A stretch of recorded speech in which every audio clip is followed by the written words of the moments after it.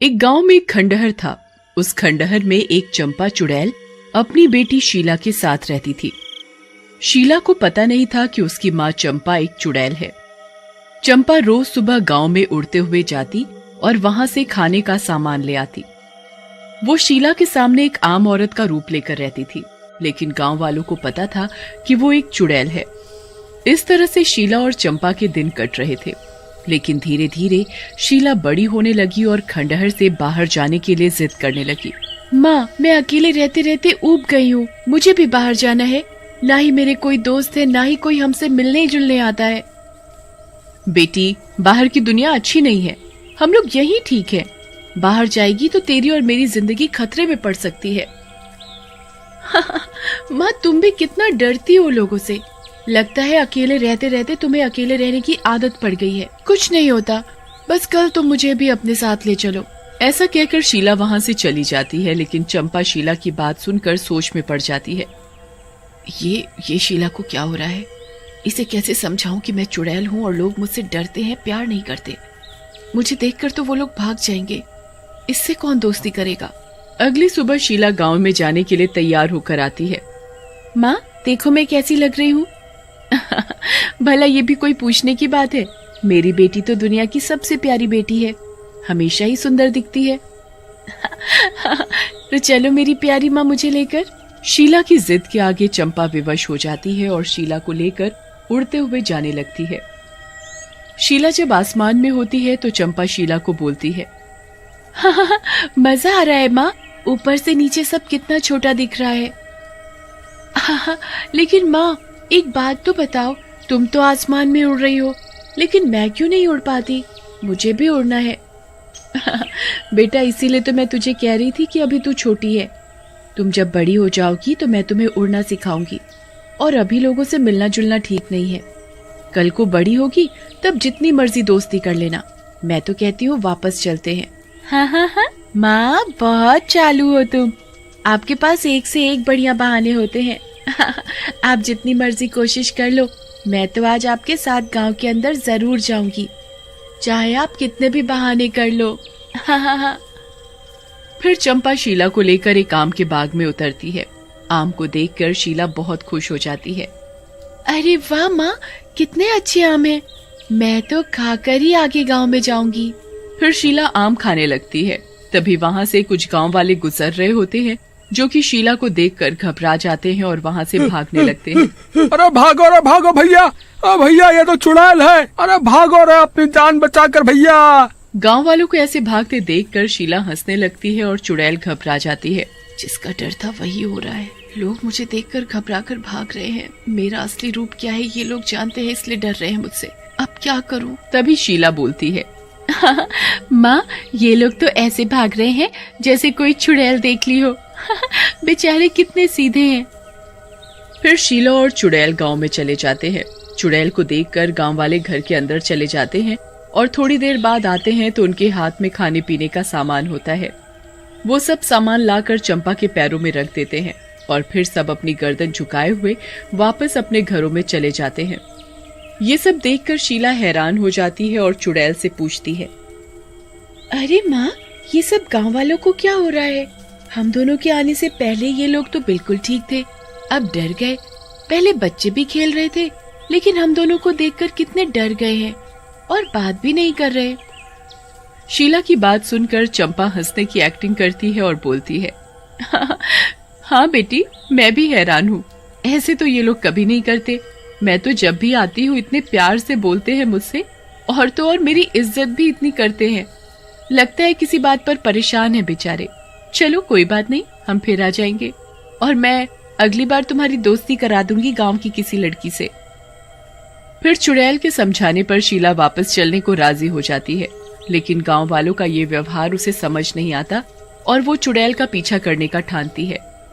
कुछ दिनों बाद जब उनका खाना खत्म हो जाता है तो चुड़ैल फिर से गांव जाने के लिए निकलती है ताकि गांव वालों से कुछ खाने के लिए ला सके, लेकिन इस बार शीला उसका पीछा करने लगती है। मैं भी माँ के पीछे पीछे जाऊंगी ताकि सच का पता चल। शीला चंपा के पीछे पीछे गांव में पहुंच जाती है और एक पेड़ के पीछे छिप जाती है। तभी चंपा अपने डरावने चुड़ैल के रूप में आ जाती है और चुड़ैल गांव के बीच में पहुंचकर गुस्से में चिल्लाती है, गांव वालों बाहर निकलो अपने घरों से और मेरे पास आओ, और जो कुछ भी है खाने के लिए वो भी लेकर आ जाओ, नहीं तो मैं अभी के अभी पूरा गांव तबाह कर दूंगी। चुड़ैल की ऐसी धमकी सुनकर गांव वाले घबरा जाते हैं और अपने अपने घरों से खाने का सामान लेकर चुड़ैल के पास जाते हैं। बहुत समझदार हो तुम सब, एक बार में मेरी बात मान जाते हो। तभी गांव वालों के बीच में से एक गांव वाला रोता हुआ निकलता है। उसके कपड़े कटे फटे होते हैं और वो बहुत ही गरीब दिख रहा होता है। वो चुड़ैल से बोलता है, अरे मर गया रे चुड़ैल जी, आज के लिए मुझे बख्श दो। आज हमरे पास कुछ भी नहीं है देने के लिए, हमरे प्राण बख्श दो। रोज के बहाने पिछली बार भी तूने कुछ नहीं दिया था, इस बार मैं तुझे नहीं छोड़ूंगी। ऐसा कहकर चुड़ैल गांव वाले को गर्दन से पकड़कर उठा लेती है और उसे मारने जा रही होती है कि तभी हरिया वहां आ जाता है और चुड़ैल से बोलता है, चुड़ैल जी इसे माफ कर दो, इसके हिस्से का अनाज मैं दे देता हूँ, माफ कर दो, इसे मत मारो। हरिया के कहने पर चुड़ैल उसे छोड़ देती और फिर सारा अनाज और खाने का सामान लेकर वहां से चली जाती है। ये सब शीला पेड़ के पीछे छुपकर देख रही होती है। ये मेरी माँ क्या कर रही है? इन बेचारे गांव वालों को क्यों सता रही है? मुझे असलियत जाननी होगी। ऐसा कहकर शीला गांव वालों के पास जाती है। गांव वाले शीला को देखकर डर जाते हैं। तुम तो वही हो ना?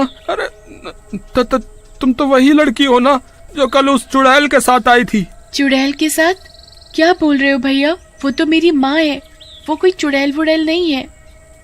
शीला की इस बात पर गांव वाले हंसने लगते हैं और शीला को बोलते हैं, बेटी लगता है उस चुड़ैल ने तुम्हें झूठ बोला है, वो कोई इंसान नहीं है, वो तो एक चुड़ैल है जो कि इंसानों को मार कर खा जाती है। बेटा पता नहीं तुम कैसे जिंदा हो अब तक, क्योंकि तुम भी इंसान हो, एक इंसान की बेटी। हाँ, वो तुम्हारे आगे एक औरत के रूप में रहती है ताकि तुम्हें सच का पता ना चले, और हमारे सामने चुड़ैल बन जाती है। गांव वालों की ये बात सुनकर शीला को गहरा सदमा लगता है और वो रोते हुए अपने घर चली जाती है। उधर चुड़ैल भी शीला को घर पर ना पाकर बहुत परेशान होती है। जैसे ही शीला घर पहुंचती है, कहाँ थी शीला? पता है कब से परेशान हो रही थी? क्यों? मुझे भी खाना है जैसे तुम बाकी इंसानों को खा जाती हो। बोलो। ये क्या कह रही है शीला? तू तो मेरी बेटी है, भला मैं तुझे क्यों खाऊंगी? क्या हुआ बोलना। फिर शीला गांव वालों और उसके बीच हुई सारी बात चुड़ैल को बता देती है, जिसे सुनकर चुड़ैल बोलती है, बेटी शीला, आज मैं तुझसे कुछ नहीं छुपाऊंगी।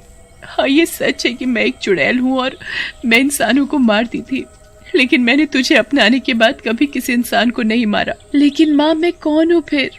मुझे नहीं पता बेटी, मैं तो एक रात अस्पताल के आगे से जा रही थी, वहाँ तुझे कुछ कुत्तों के बीच घिरा पाया तो उठा लिया ताकि वो कुत्ते तुझे मार कर ना खाएं। तुझे देखकर मेरी ममता जाग उठी, तब से ही मैं पाल रही हूँ तुझे। माँ, लेकिन तुम गांव वालों को क्यों डराती हो? और मेरे माँ बाप कहाँ हैं? बेटी, मुझे नहीं पता तुझे जन्म देने वाले माँ बाप कहाँ हैं। तुझे बचाने के बाद मैं कई दिन उस अस्पताल के आसपास ही रही, लेकिन कोई नहीं आया तुझे लेने। रही गांव वालों को डराने की बात बेटी, अगर मैं उन्हें नहीं डराती तो तुझे क्या खिलाती? मैं तो माँ हूँ, अपनी बच्ची के लिए कुछ भी करूंगी। चुड़ैल की ये बात सुनकर शीला चुड़ैल से लिपट जाती है। तुम बहुत अच्छी हो माँ, मेरी चुड़ैल माँ, लेकिन तुम अब से झूठ नहीं बोलना और गांव वालों को दुखी मत करना। हम अपने जीने के लिए कुछ और नया रास्ता देखेंगे। हाँ हाँ ठीक है मेरी प्यारी बेटी, जैसा तू कहेगी अब से मैं वैसा ही करूंगी। फिर शीला अपनी माँ को लेकर गांव वालों के पास जाती है। अरे चुड़ैल फिर से आ गई। चुड़ैल जी, अभी तो आप सारा अनाज ले गई, इतनी जल्दी जल्दी हम कहाँ से इतना अनाज दें आपको, बताइए। सरपंच जी, आप चिंता मत करो, अब से आपको हमें कोई अनाज नहीं देना। ये मेरी माँ है और अब से ये आप में से किसी को परेशान नहीं करेगी। शीला सारी बात गांव वालों को बताती है और गांव वाले भी उनको गांव में रहने की इजाजत दे देते हैं। चुड़ैल मुसीबत के समय में गांव वालों की मदद कर दिया करती और गांव में ही वो दोनों आराम से रहने लगी। एक छोटे से शहर में सबिता नाम की एक औरत रहती थी। वो अपने पति मोहन और अपनी सास के साथ रहती थी। सविता की एक 2 महीने की बच्ची थी जिसे वो प्यार से रीना कहकर बुलाती थी। सविता का पति मोहन एक फैक्ट्री में काम करता था। सविता के पति को फैक्ट्री में काम करने के ज्यादा पैसे नहीं मिलते थे, जिसकी वजह से उसके परिवार का गुजारा बड़ी ही मुश्किल से हो पाता था। एक दिन की बात है, सविता का पति मोहन फैक्ट्री में मशीन चला रहा था। तभी अचानक से मोहन का हाथ मशीन में आ जाता है। बचाओ बचाओ, कोई मुझे बचाओ। मोहन की आवाज सुनकर सभी फैक्ट्री के आदमी मोहन के पास पहुंचते हैं, लेकिन जब तक मोहन का मशीन में एक हाथ बुरी तरह से कुचल चुका होता है। मोहन दर्द से चीख रहा था, चिल्ला रहा था। मर गया रे, मर गया रे, मर गया।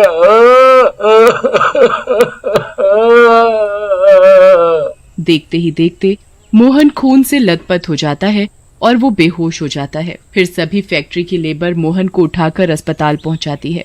मोहन की ऐसी गंभीर हालत देखकर डॉक्टर उसका इलाज तुरंत शुरू कर देते हैं।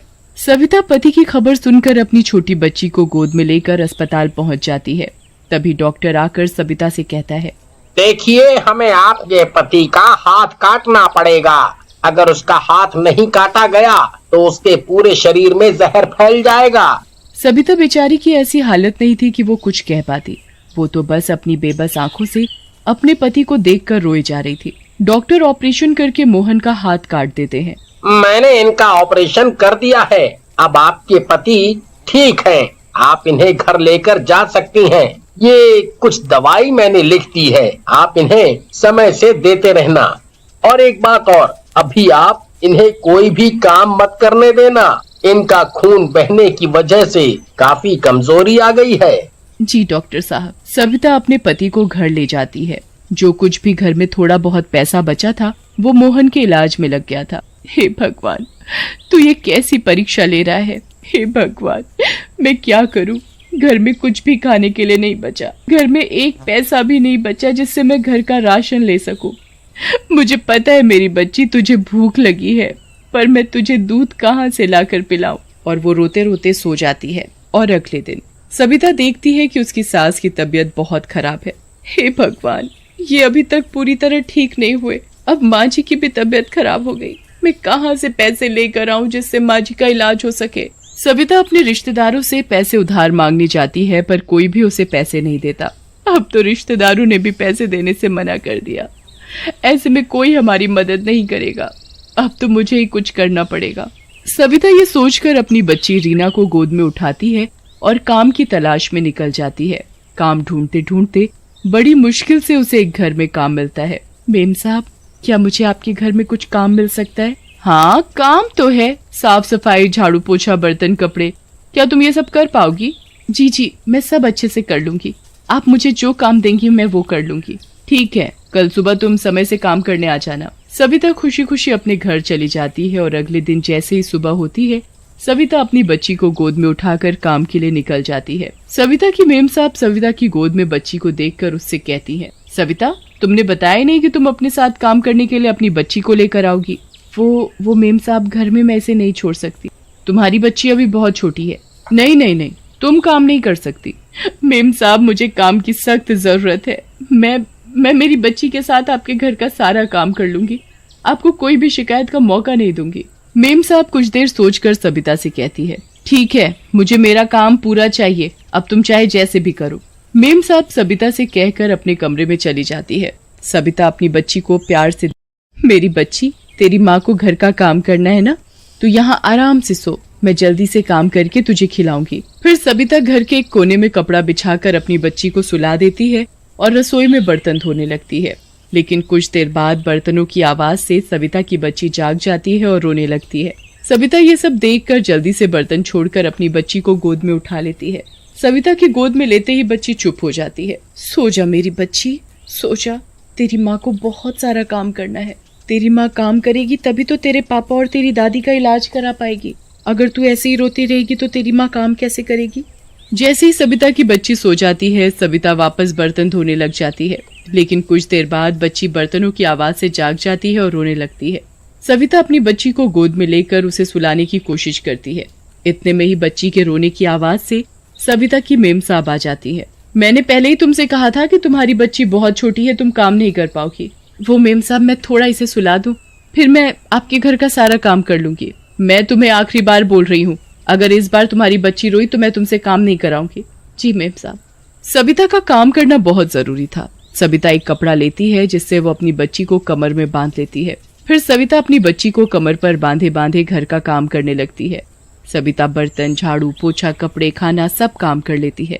सविता की मेम साहब सविता को इस तरह काम करते देख हैरान होती है। मजबूरी भी ना, इंसान से क्या कुछ नहीं करा लेती। जब सविता घर का सारा काम कर लेती है, मेम साहब मैंने घर का सारा काम कर लिया है। ठीक है, कल तुम समय से काम करने आ जाना। हो सके तो अपनी बच्ची को घर पर छोड़ कर आना। मेम साहब मैं इसे घर पर नहीं छोड़ सकती। ठीक है, जैसा तुम्हें ठीक लगे। वो मेम साहब अगर कुछ पैसे मिल जाते तो? तुम कल ही तो आई हो और तुमने पैसे मांगना शुरू कर दिया। मेम साहब की बातें सुनकर सविता की आंख में आंसू आ जाते हैं। ठीक है, तुम रोना बंद करो। सविता की मेम साहब सविता को कुछ पैसे देती है। सविता उन पैसों को देखकर बड़ी खुश होती है। वो उन पैसों से घर के खाने का कुछ सामान और अपनी बच्ची के लिए दूध लेकर अपने घर चली जाती है। घर जाकर वो सबसे पहले अपनी बच्ची को दूध पिलाती है, फिर सबके लिए खाना बनाकर खिलाती है। और अगले दिन सविता जल्दी उठकर अपने घर का काम करके अपनी बच्ची को गोद में लेती है और काम के लिए निकल जाती है। मेम साहब के घर पहुंचकर वो एक कपड़े से अपनी बच्ची को बांधती और घर का काम करने लगती। इससे सविता की बच्ची को भी ये महसूस होता कि वो अपनी माँ के साथ है और वो रोती भी नहीं। सविता भी इस तरह से आराम से काम कर लेती। सविता की मेम साहब इस तरह से उसे काम करते देख हैरान होती है।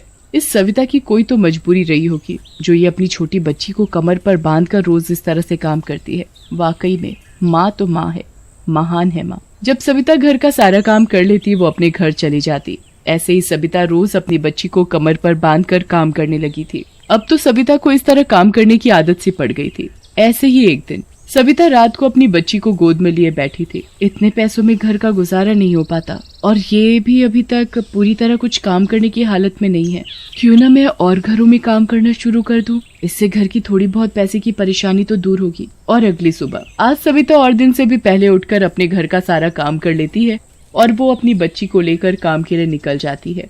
वो अपनी मेम साहब के घर पहुंचकर अपनी बच्ची को कमर पर बांधकर उनका सारा काम कर देती है। फिर वो और घर में काम ढूंढने के लिए चली जाती है। सविता के काम की वजह से उसे दूसरे घरों में काम मिल जाता है।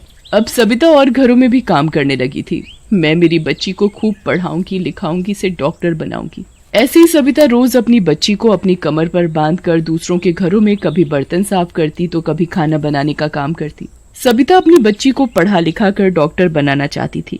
सविता की बेटी भी धीरे धीरे बड़ी हो रही थी। और फिर एक दिन जब सविता की बेटी पढ़ लिख कर डॉक्टर बन जाती है और वो एक सरकारी अस्पताल में नौकरी करने लगी थी। माँ, मुझे एक सरकारी अस्पताल में नौकरी मिल गई है। अब आपकी बेटी डॉक्टर बन गई है माँ, इसलिए अब तुम्हें घरों में जाकर काम करने की जरूरत नहीं है। रीना अपनी माँ को वो हर खुशी देना चाहती थी जो एक बेटी अपनी माँ को दे सकती।